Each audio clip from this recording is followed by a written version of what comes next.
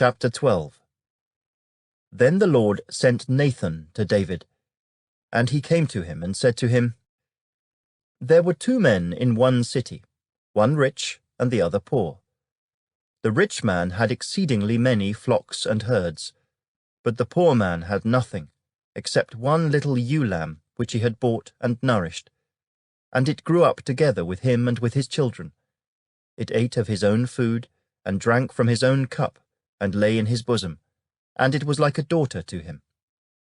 And a traveller came to the rich man, who refused to take from his own flock and from his own herd to prepare one for the wayfaring man who had come to him. But he took the poor man's lamb, and prepared it for the man who had come to him. So David's anger was greatly aroused against the man, and he said to Nathan, As the Lord lives, the man who has done this shall surely die, and he shall restore 4-fold for the lamb, because he did this thing, and because he had no pity. Then Nathan said to David, You are the man. Thus says the Lord God of Israel, I anointed you king over Israel, and I delivered you from the hand of Saul. I gave you your master's house and your master's wives into your keeping, and gave you the house of Israel and Judah. And if that had been too little, I also would have given you much more. Why have you despised the commandment of the Lord, to do evil in his sight?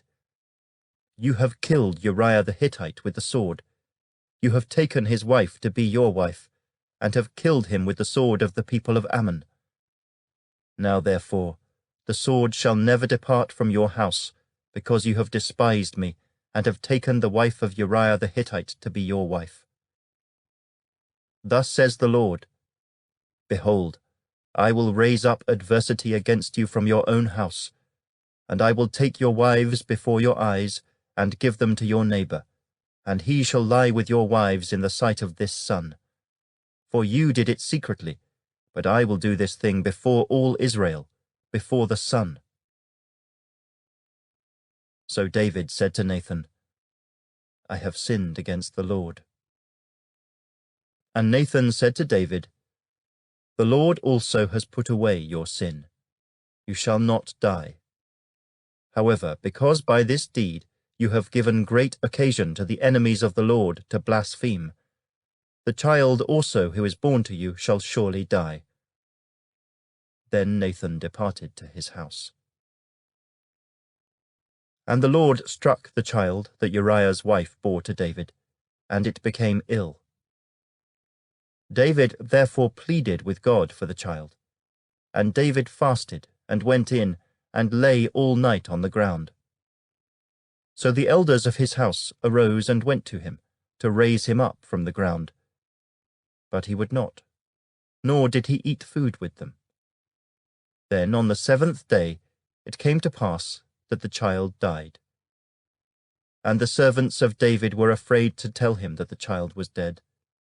For they said, Indeed, while the child was alive we spoke to him, and he would not heed our voice. How can we tell him that the child is dead? He may do some harm. When David saw that his servants were whispering, David perceived that the child was dead. Therefore David said to his servants, Is the child dead? And they said, He is dead. So David arose from the ground, washed and anointed himself, and changed his clothes. And he went into the house of the Lord and worshipped. Then he went to his own house, and when he requested, they set food before him, and he ate. Then his servants said to him, What is this that you have done? You have fasted and wept for the child while he was alive, but when the child died, you arose and ate food. And he said, While the child was alive, I fasted and wept. For I said, Who can tell whether the Lord will be gracious to me, that the child may live? But now he is dead. Why should I fast? Can I bring him back again? I shall go to him, but he shall not return to me.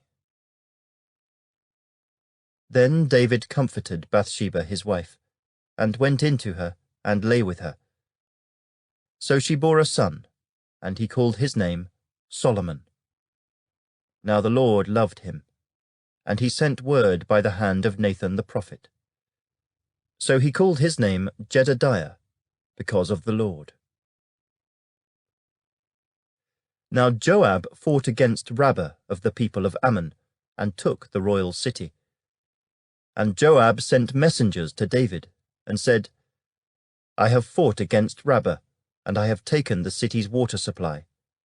Now therefore, gather the rest of the people together, and encamp against the city, and take it, lest I take the city, and it be called after my name. So David gathered all the people together, and went to Rabbah, fought against it, and took it. Then he took their king's crown from his head.